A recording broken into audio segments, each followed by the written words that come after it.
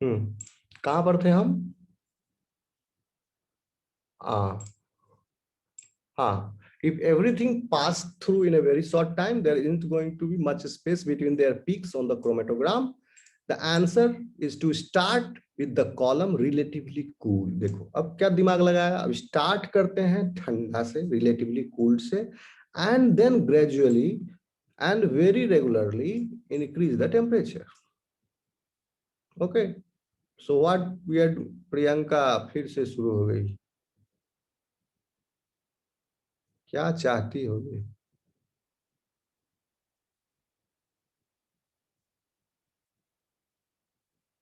बोलती भी नहीं है कुछ, क्या प्रॉब्लम है इसको?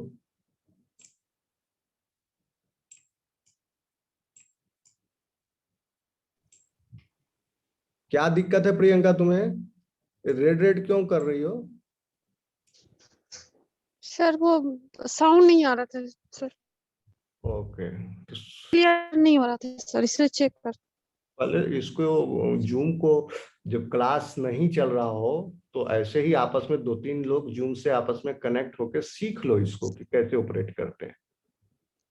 ठीक है, यहाँ पर सीखोगे कि साउंड नहीं आ रहा है तो हम एनोटेशन ड्रॉ कर दिए, तो ये सब क्लास में क्या होगा, डिस्टरबेंस हो रहा है, 5 मिनट खराब हो गया अभी। तुम ये सब अपना साइड में सीख लो, जूम ये सब टेक्नोलॉजी आज के जमाने का नहीं सीखोगे पिछड़ जाओगे, ये सब सीखो अपना खाली टाइम में।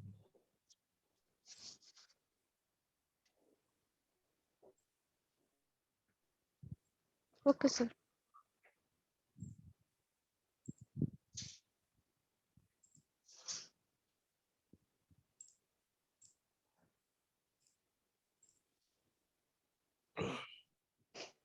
तो पहले क्या करते हैं, टेम्परेचर कम रखते हैं और फिर धीरे धीरे टेम्परेचर बढ़ाते हैं। इससे क्या फायदा होता है, टेम्परेचर कम रखने से पहले तो सेपरेशन थोड़ा सा हो गया, अब एल्यूशन के टाइम पर टेम्परेचर बढ़ा देते हैं ताकि सेपरेट आउट होने के, थोड़ा थोड़ा सेपरेट हो गया उसके बाद फिर जल्दी जल्दी बाहर निकल जाए, ये थोड़ा प्ले किया जाता है manipulate. At the beginning compound which spends most of their time in the gas phase will pass quickly through the column. Clear है?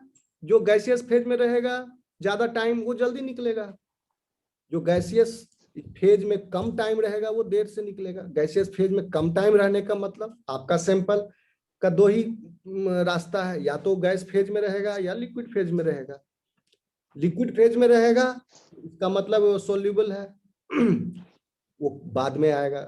अगर कोई सब्सटेंस लिक्विड फेज में ज्यादा टाइम रहता है, गैस फेज में कम रहता है टाइम, तो वो बाद में आएगा। गैस फेज में ज्यादा टाइम रहता है और लिक्विड फेज में कम टाइम रहता है तो उसका रिटेंशन टाइम कम होगा। और कोई सब्सटेंस शुरू से लेकर जो कंडेंस कर जाता है, शुरू से लेकर लास्ट तक गैसियस फेज में ही रहता है। ओके, तो वो सब्सटेंस सबसे जल्दी बाहर आ जाते हैं। नहीं नहीं नहीं, सबसे जल्दी नहीं, कंडेंस वाला का रिटेंशन टाइम ज्यादा होता है क्योंकि वो कंडेंस रहता है, टेम्परेचर वहां पर कम है तो वो कंडेंस्ड ही रहेगा। बाद में टेम्परेचर बढ़ा करके उसको निकाला जाता है लास्ट में, सबसे लास्ट में।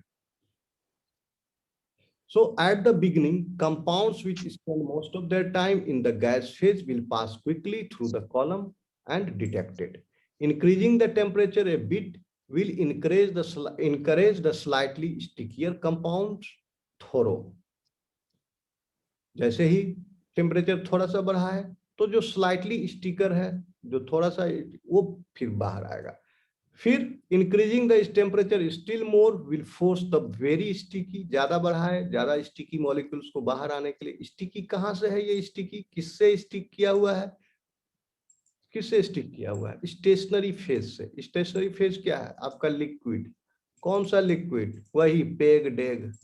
कहां पर था लिक्विड, सॉलिड सपोर्ट के ऊपर था। सॉलिड सपोर्ट क्या था, डायटेमस अर्थ का पाउडर था। डायटेमस अर्थ कहां पर था, कॉलम, जो ट्यूबुलर को कैपिलरी कॉलम है वो था। कैपिलरी कॉलम क्या चीज का बना हुआ, स्टेनलेस स्टील का। Okay, so the sticky molecules of, फिर ऑफ मतलब बाहर निकल गया, ऑफ द स्टेशनरी फेज।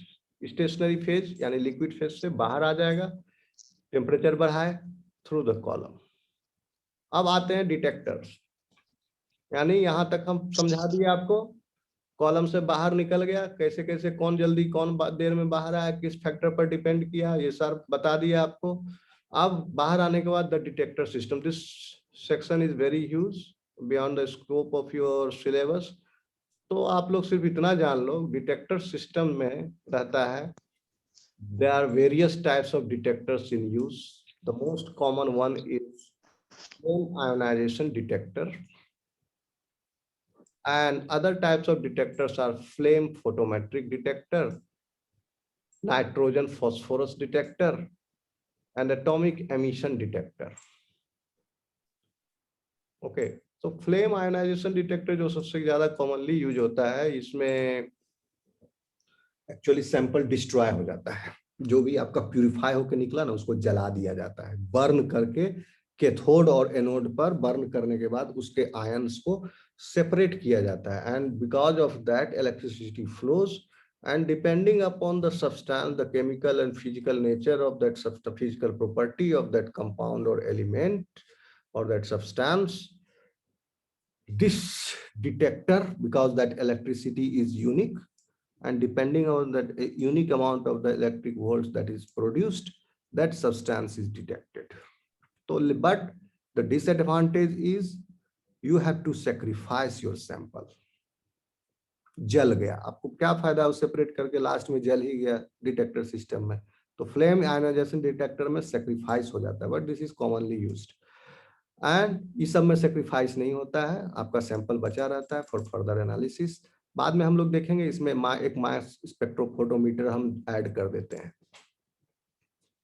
क्योंकि आप ये जीएलसी से आप क्या क्या कर पा रहे हो, सेपरेट कर पा रहे हो और आइडेंटिफाई कर पा रहे हो, प्लस क्वांटिफाई भी कर लोगे। पहला तो बात है सेपरेशन कर लिया, सबका अलग अलग टाइम पर निकला, पीक आया, सेपरेट हुआ।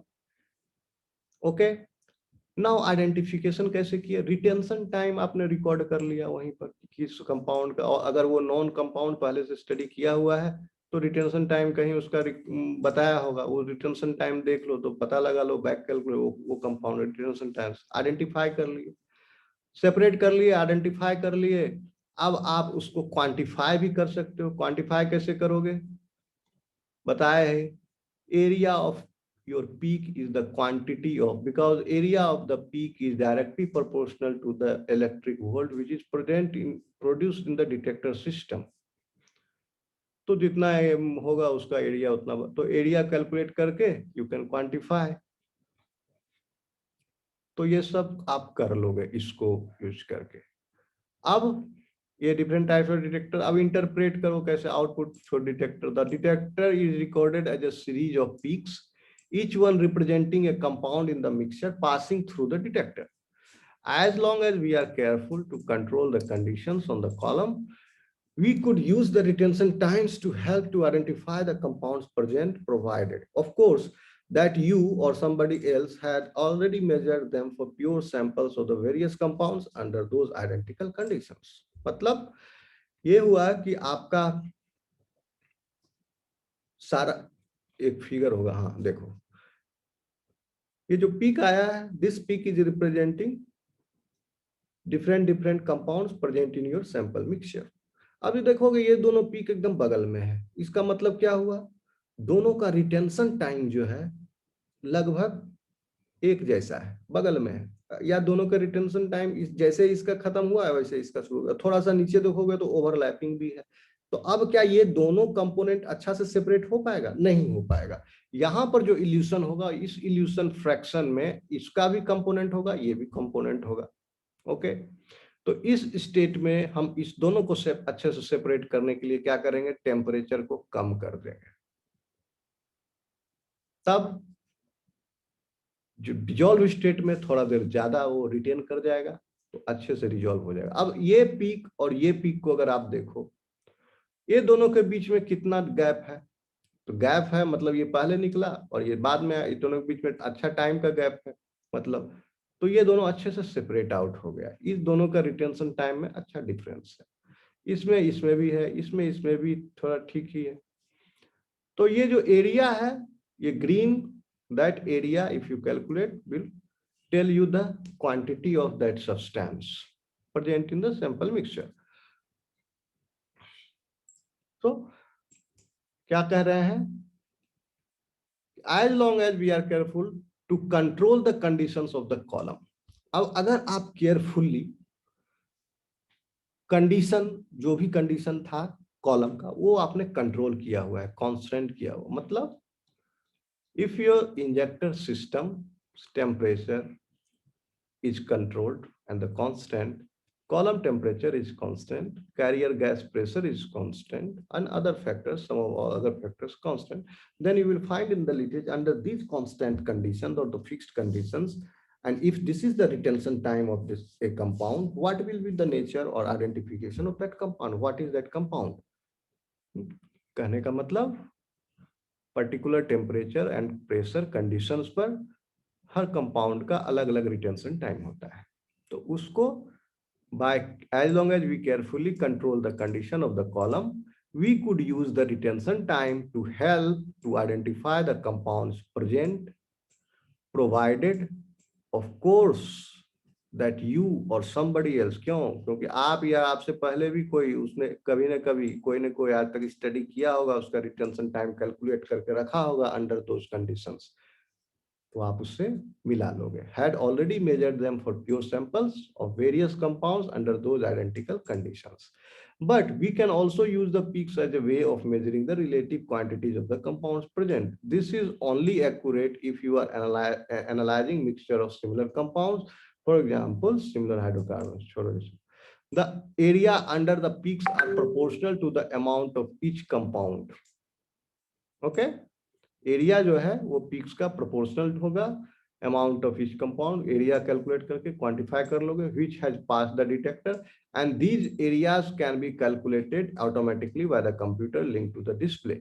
The area it would measure are shown in the green in the very simplified diagram. इसमें note that it isn't the peak height that matters but the total area under the peak that matters.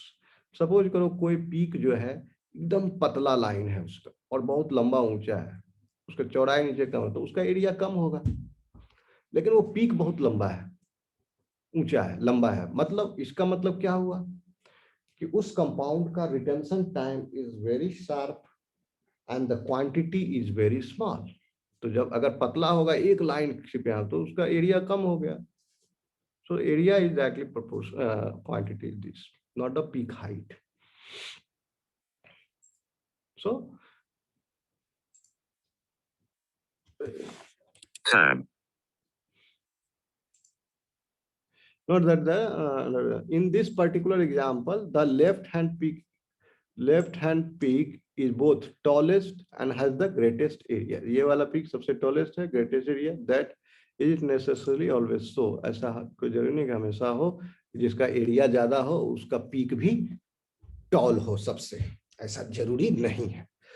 So there might be a lot of one compound present. हो सकता है कि उस mixture में किसी एक compound का क्वांटिटी बहुत ज्यादा हो, but it might emerge from the column in relatively small amounts over quite a long time. Measuring the area rather than the peak height allows for this. अब देख लो इसका फिर और क्या क्या कर सकते हैं. यहां तक तो आप मेजर कर लिए, उसके बाद अगर हम इसको मास स्पेक्ट्रोफोटोमीटर के साथ कपल कर दें क्रोमेटोग्राम को, then what you can do now is, now you can identify unknown substances. हम बाद में बोल रहे कोई पहली बार केमिकल इजाद हुआ, आविष्कार हुआ, अब उसको कैरेक्टराइज करना, आइडेंटिफाई करना है, प्यूरिफाई करना है, क्वांटिफाई करना है. तो हम क्या करेंगे, उसको क्रोमेटोग्राम के साथ एक मास स्पेक्ट्रोमीटर अटैच कर दिए. तो मास स्पेक्ट्रोमीटर क्या करता है, this is a very complex machine and this machine analyses the, it can accurately identify the nature of the compound, this mass spectrometer. So this can't be done with a flame ionization detector. Okay, क्यों? क्योंकि flame ionisation detector में आपका sample जो है sacrifice हो जाता है, जल जाता है, which destroys everything passing through it when the detector is showing a peak. जब पीक शो कर रहा तो उसी समय डिस्ट्रॉय कर देता है जला के, क्योंकि जलाएगा तभी वो उसको डिटेक्ट कर पाता है, जला करके. Some of what is passing through the detector at that time can be diverted to a mass spectrometer. तो फ्लेम आयनाइजेशन डिटेक्टर के साथ कपल, उसके साथ भी कपल कर सकते हैं, यानी आउटपुट जो निकला उसमें कुछ डिटेक्टर में गया और कुछ जो है हम डाइवर्ट कर दिए सैंपल को मास स्पेक्ट्रोमीटर में भी एनालाइज करने के लिए. There it will give a fragmentation pattern which can be compared against a computer database of known patterns. That means the identity of a huge range of compounds can be found without having to know their retention times. तो retention time की फिर जरूरत नहीं रह जाएगी, मास spectrometer से हम सब पता लगा लेंगे क्या है इसमें. तो this is all about GLC. Is it clear to you? सुबह हम लोग यस सर. सुबह HPLC यस सर. 12 बजने वाला है रात का. अब आप लोग सोइए, सुबह 7 बजे क्लास होगी. कोई दिक्कत है किसी को? टाइम एडजस्ट करना, 7 बजे उठ के तैयार हो जाओगे? Yes sir. Yes sir. Yes sir. Good, very nice. चलो, और अगर इस टॉपिक अगर आपको कहीं कुछ पूछना है तो वो भी सुबह पूछ लेना, या अभी कुछ पूछना है तो भी you are welcome. Otherwise you can ask me tomorrow morning.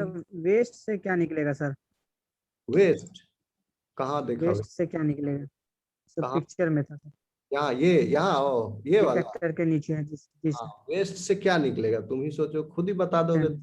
हमारा वेस्ट क्या होगा? यहाँ हमारा काम का चीज क्या है? किसको हम स्टडी कर रहे हैं? सैंपल को. ओके, तो सैंपल तो वेस्ट नहीं होगा. Sample is mixed with the carrier gas. तो इसी कैरियर गैस को हम यहां से रिकलेक्ट कर लेंगे और इसमें चैनल कर देंगे या बाहर बहा देंगे.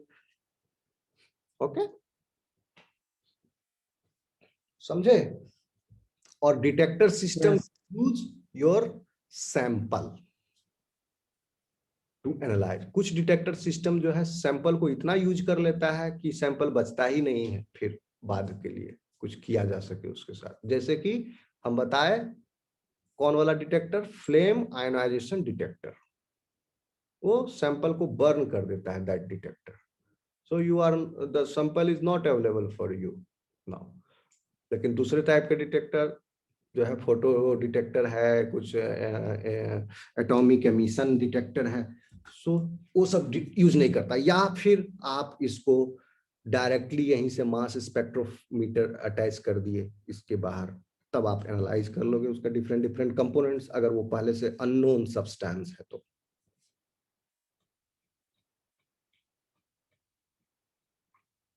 क्लियर? जी चलो जी.